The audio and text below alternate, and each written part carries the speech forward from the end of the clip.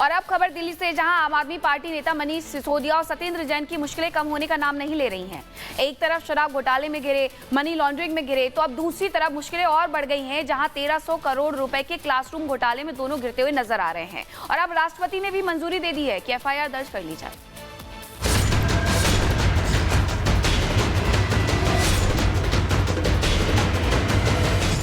दिल्ली विधानसभा चुनाव में करारी हार के बाद अब आम आदमी पार्टी को एक और तगड़ा झटका लगा है। दिल्ली के पूर्व डिप्टी CM मनीष सिसोदिया और पूर्व स्वास्थ्य मंत्री सत्येंद्र जैन पर एक बार फिर गिरफ्तारी की तलवार लटकती दिख रही है।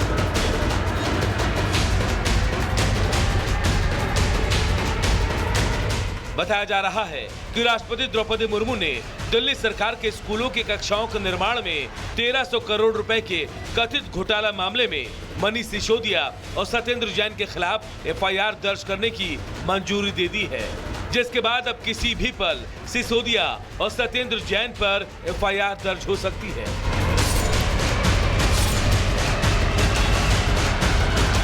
केंद्रीय सतर्कता आयोग ने इस क्लासरूम घोटाले का खुलासा किया था। 17 फरवरी 2020 की CBC ने रिपोर्ट में घोटाला उजागर किया और बताया कि लोक निर्माण विभाग द्वारा दिल्ली सरकार के स्कूलों में 2400 से ज्यादा कक्षाओं के निर्माण में घोर अनियमितता बरती गई। सतर्कता निदेशालय ने इसकी जांच की सिफारिश की थी और इसे लेकर मुख्य सचिव को एक रिपोर्ट सौंपी थी। अब राष्ट्रपति की हरी झंडी मिलने के बाद केंद्रीय गृह मंत्रालय ने सिसोदिया और जैन के खिलाफ भ्रष्टाचार निवारण अधिनियम के तहत जांच की अनुमति दे दी है और ये मंजूरी दिल्ली के उपराज्यपाल सचिवालय को भेज दी गई है। केजरीवाल सरकार ने सिसोदिया को शिक्षा मॉडल का चेहरा बनाकर पेश किया था। सत्येंद्र जैन की गिनती भी केजरीवाल के सबसे करीबी लोगों में होती थी, तभी उनको स्वास्थ्य और PWD विभाग की जिम्मेदारी सौंपी गई थी। हालांकि जब इन पर भ्रष्टाचार के आरोप लगे तब दोनों को मंत्रिमंडल से इस्तीफा देना पड़ा था और अब एक बार फिर क्लासरूम घोटाले में दोनों की मुश्किलें बढ़ती नजर आ रही हैं। Bureau report, Republic Bharat. और वहीं महाराष्ट्र के बीड में पुलिस का एक फैसला इन दिनों चर्चा का विषय बना हुआ है और अब इसको अमल में लाना भी शुरू कर दिया गया है। आखिरकार ये फैसला क्या है और इसकी इतनी चर्चा क्यों हो रही है, ये जानने के लिए हम आपको ये रिपोर्ट दिखाते हैं।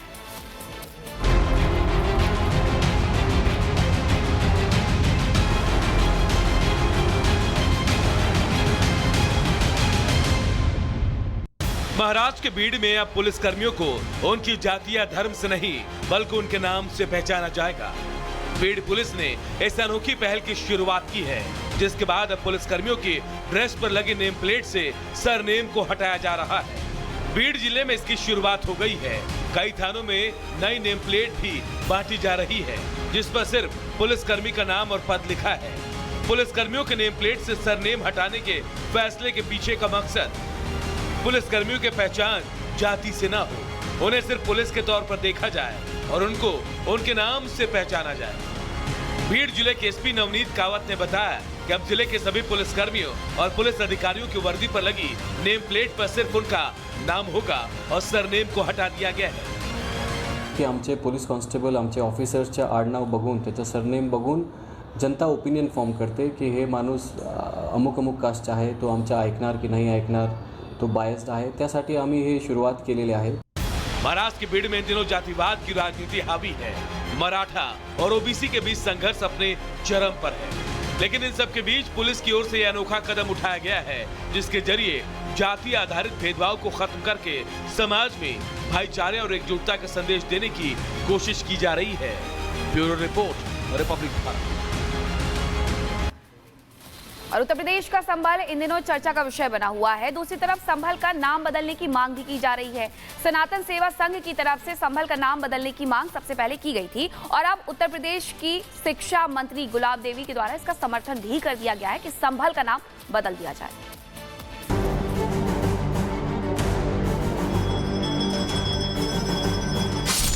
सनातनी आस्था का केंद्र बना संभल एक बार फिर चर्चा में आ गया है। लगातार संभल का नाम बदलने की उठती मांग के बीच अब यूपी के शिक्षा राज्य मंत्री गुलाब देवी ने भी संभल का नाम बदलने की वकालत कर सियासी माहौल को गरमा दिया है। ये पौराणिक नगरी है और वेदों में तो ये कहा है कि कलिक भगवान यहीं पर अवतार लेंगे। इस आधार पर यदि इसका नाम बदला जाएगा संभल का तो कोई आश्चर्य की बात नहीं है। और मैं अपने माननीय मुख्यमंत्री जी का जो भी कथन है उसका समर्थन करता हूँ।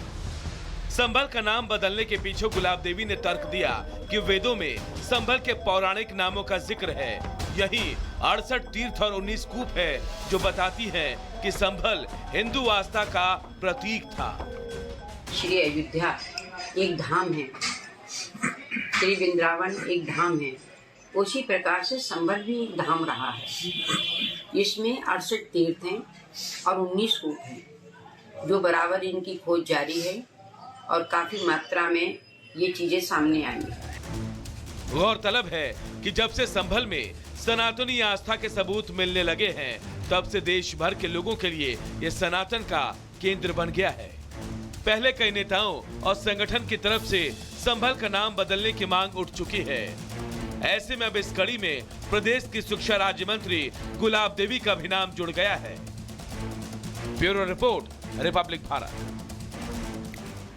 कहते हैं कि जो बोया है वही तो काटोगे, और ये कहावत बिल्कुल फिट बैठती है पाकिस्तान पर, जिसे अब ये आए दिन एहसास होने लगा है कि आतंक की जो फसल उसने पैदा करना शुरू की थी, अब उसी के घर में किस तरीके से वो खरपतवार बन गई है और उसी के घर में किस तरीके से आतंकी हमला कर रहे हैं।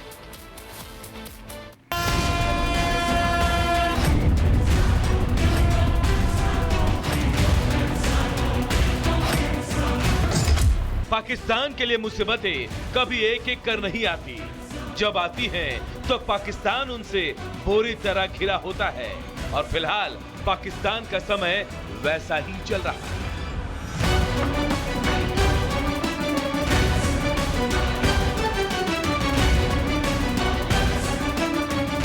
बलूचिस्तान में ट्रेन हाईजैकिंग का सदमा अभी शहबाज शरीफ के सिर से उतरा भी नहीं था कि 2 और इलाकों में पाकिस्तानी सेना फिर पिट गई। वजीरिस्तान इलाके में पाकिस्तानी सेना के शिविर पर आत्मघाती हमला हुआ। आत्मघाती हमला करने वाला तहरीके तालिबान का आतंकी बताया जा रहा है।